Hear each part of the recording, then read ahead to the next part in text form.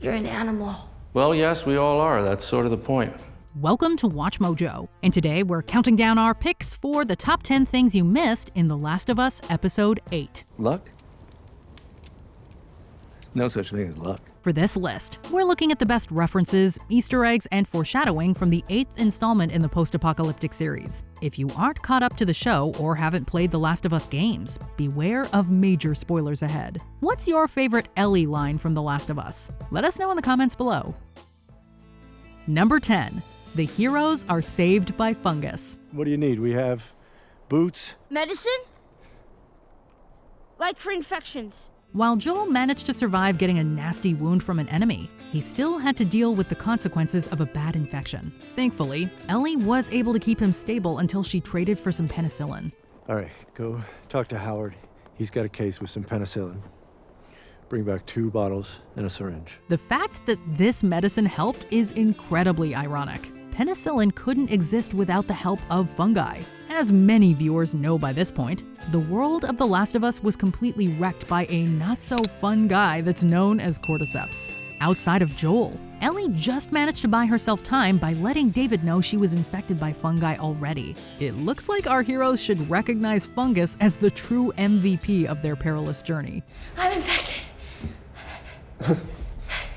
And now so are you. Number 9. Ellie makes bolder moves on the show. In both the game and the show, Ellie encounters David and James while she's hunting for deer. When she finds her catch in the source material, the duo surprises her. Who's there? Come out!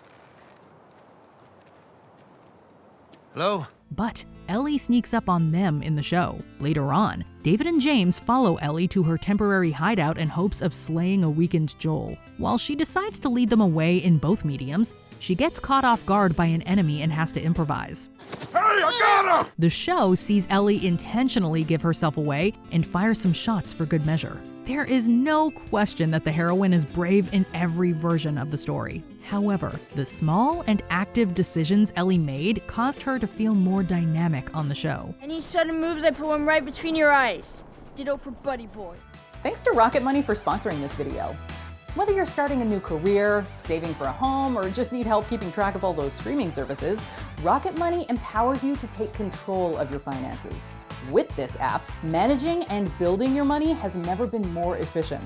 Rocket Money helps you track your income and expenses from a single dashboard. It's an all-in-one tool designed to help you cancel useless subscriptions, manage your budget, lower your bills, and so much more.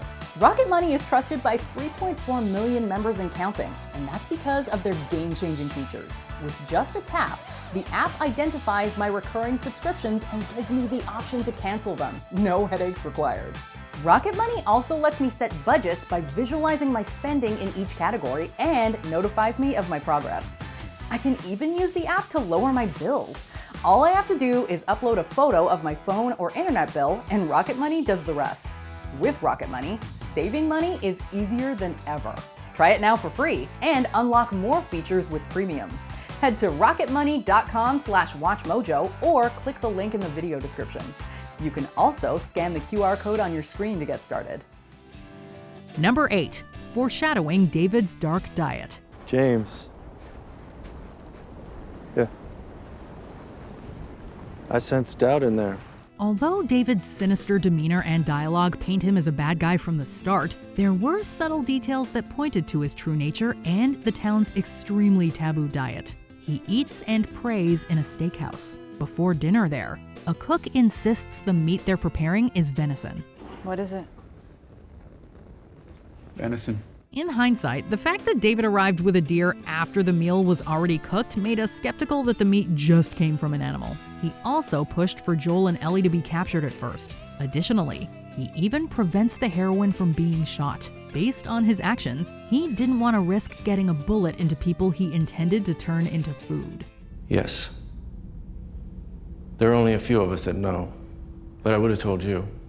Sooner or later, I guess sooner. You're an animal. Number 7. Ellie proves that she only follows by example.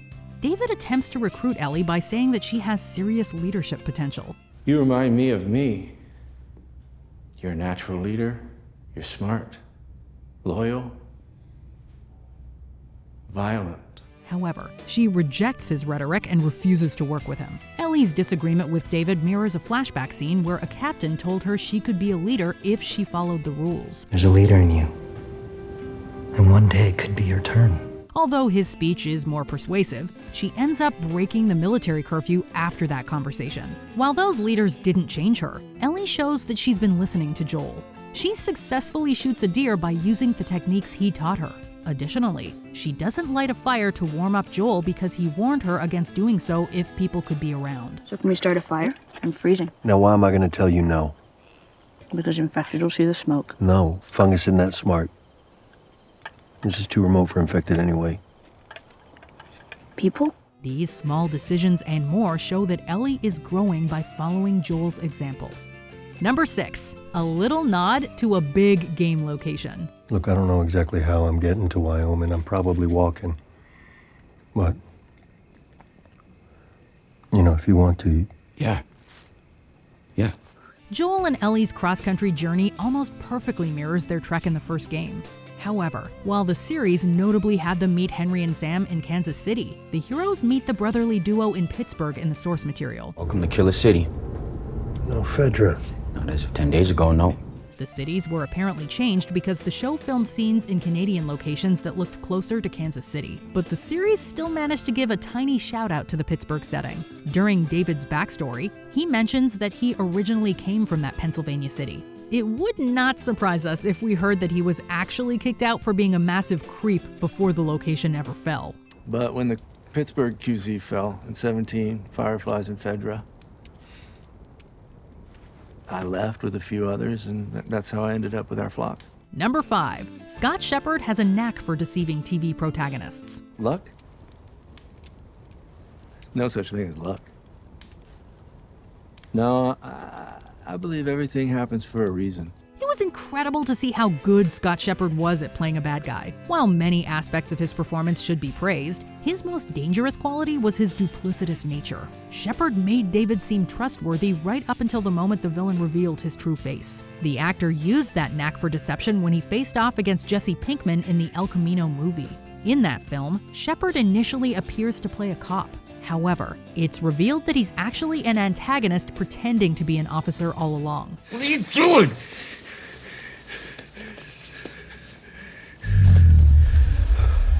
You two aren't cops. This twist definitely caught us off guard the first time through. Shepherd is clearly a master of the art of deception. How did you put it? Tiny little pieces? Number 4, the show leaves out an unlikely team-up. Think of what we could do together. As strong as we are, we'd make this place perfect. Fans of the series may find it impossible to imagine a scenario where Ellie and David fight side by side, but they actually worked together once in the game. Shortly after they meet in the source material, a bunch of infected enemies attack the human duo. Although David was supposed to be unarmed, he reveals that he has a second weapon and uses it to fight enemies. You had another gun? Sorry. Hey, I'd really like my rifle back. The two managed to take out a pretty impressive number of infected together. By contrast, the series completely skipped the team-up. The omission of this action-heavy story beat made it a lot harder for Ellie to believe she could ever trust David. No one likes being humiliated, Ellie.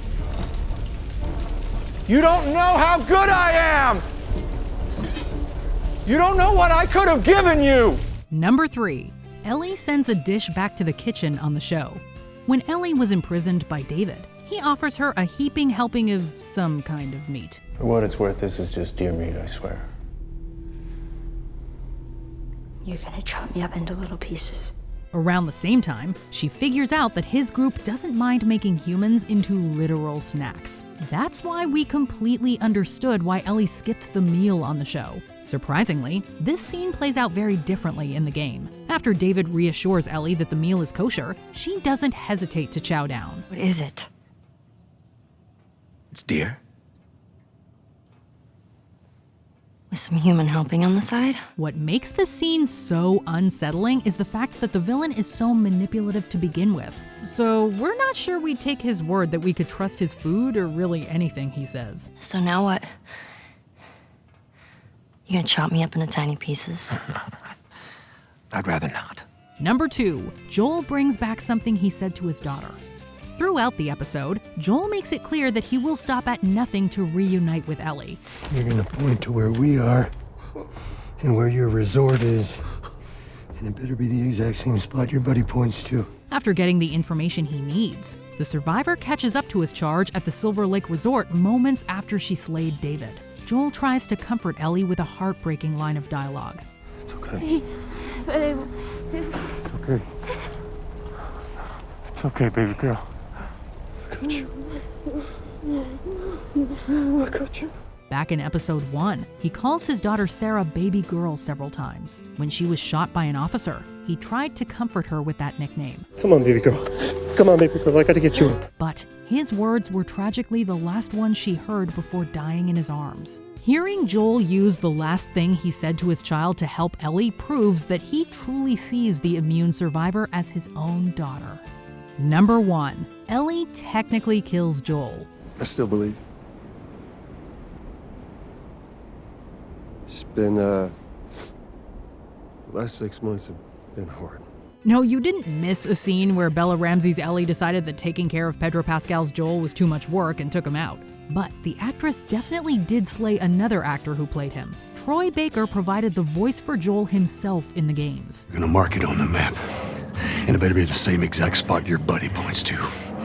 Mark it. After playing a character who protects Ellie, he stepped into the role of James and hunted her on the show. Seeing Baker go from being a complex hero to becoming an irredeemable villain was fantastic. In the end, Ellie had to slay him in order to escape. We can't deny that we were just a little sad to see the original Joel leave the show so soon. I don't mean to question your sense of mercy, David. We can let her go. We bring that girl back with us. She's just another mouth to feed. Did you enjoy this video? Check out these other clips from WatchMojo, and be sure to subscribe and ring the bell to be notified about our latest videos.